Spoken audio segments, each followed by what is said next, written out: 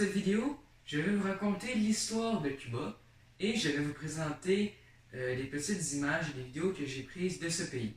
Vous êtes prêts? C'est parti!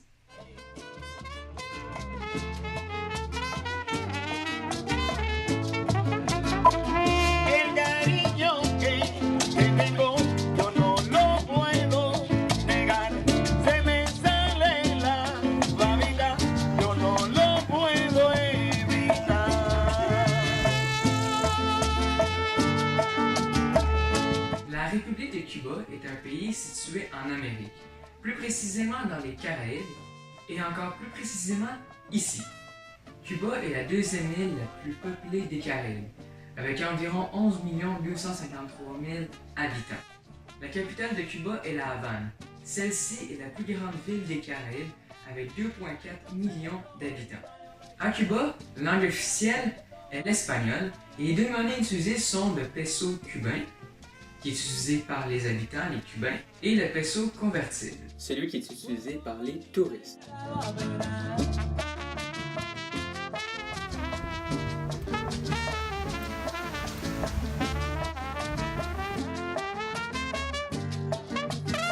Avant d'être colonisé, Cuba était habité par les Amérindiens.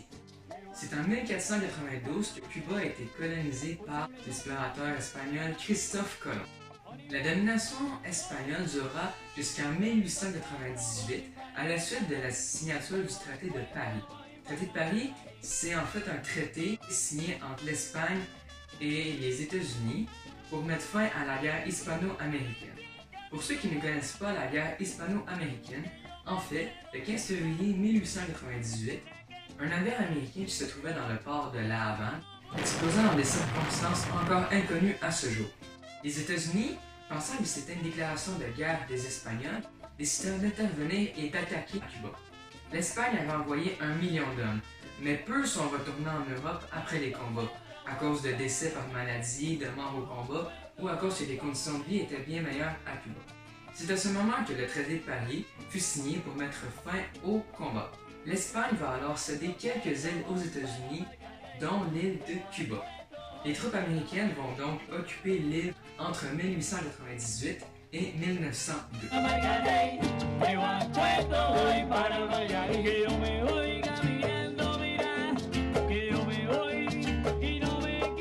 Pendant les quelques siècles que j'ai parlé plus tôt, les mines d'or étant peu productives, l'économie se faisait grâce au café, au tabac ou à la canne à sucre. Cette dernière activité, la canne à sucre, nécessitait une main-d'œuvre très importante et c'est à ce moment qu'on envoya des esclaves africains sur l'île pour travailler. C'est en 1886 que fut entièrement supprimé l'esclavage. Et de nos jours, l'économie de Cuba se fait encore grâce à ces activités, mais elle se fait aussi en grande partie grâce au tourisme.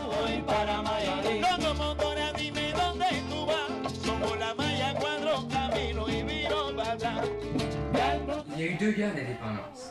La première, de 1868 à 1878, la deuxième, à partir de 1895, s'acheva avec l'entrée en guerre des États-Unis contre l'Espagne en 1898. C'est la guerre hispano-américaine. Cuba obtiendra son indépendance le 20 mai 1902. On se rappelle que les États-Unis possèdent Cuba depuis 1898. En effet, en 1902, les États-Unis accordèrent l'indépendance à Cuba. Toutefois, il fait installer l'amendement Platt dans la Constitution. Cet amendement permettait aux soldats américains d'intervenir sur l'île chaque fois qu'ils le jugeaient nécessaire pour la stabilité de l'île. Les troupes américaines quitteront l'île définitivement le 28 janvier 1909, mais elles garderont toujours le contrôle de Guantanamo. Guantanamo est une base militaire américaine située dans le sud-est de Cuba, construite en 2001 et utilisée comme centre de détention pour les combattants illégaux. Revenons à l'histoire de Cuba. En 1933, une révolution éclata. Après cette révolution, Ramón Grau San Martín deviendra président pendant quelques temps. Par la suite, le sergent Fulgencio Batista, qui avait participé au coup d'État de 1933, remporta les élections de 1940, que plusieurs considéraient comme truquées, et il devient, peu de temps après, le chef de l'État. Ramón Grau San Martín prit sa revanche et remporta les élections présidentielles en 1944. Ensuite, en 1948, Carlos Prios Socarrás succède João à la présidence. En 1952, Fulgencio Batista fit un nouveau coup d'État. Il se proclama président et suspendit la Constitution. Son mandat fut renouvelé en 1954 sous le terme d'élection truquée. Il renforça ensuite sa dictature.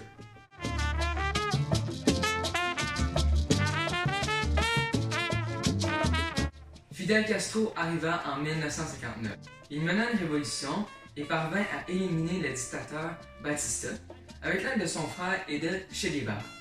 Il fut successivement premier ministre de l'île de février 1959 à décembre 1976, puis chef de l'État, également président du Conseil des ministres. Grâce notamment au soutien de l'URSS envers Castro, cela mène à la rupture des États-Unis et de leurs relations avec le gouvernement cubain. Par la suite, les États-Unis tentent et échouent à faire renverser Castro. Ce dernier se déclare alors ouvertement communiste et se pose en défenseur des peuples opprimés par l'impérialisme américain. Castro resta à la tête de l'État jusqu'en 2008, car le 24 février 2008, l'Assemblée nationale a élu son frère Raúl Castro comme chef d'État pour des raisons de santé. C'est en 2016 qu'est mort le père de la révolution cubaine, Fidel Castro, à l'âge de 90 ans. Voici donc les grandes lignes de l'histoire de Cuba. Évidemment, si vous voulez connaître l'histoire complète de Cuba, je vous invite à aller sur Internet et faire vos propres recherches. Pour ma part, je vous laisse sur ces magnifiques paysages de l'île de Cuba.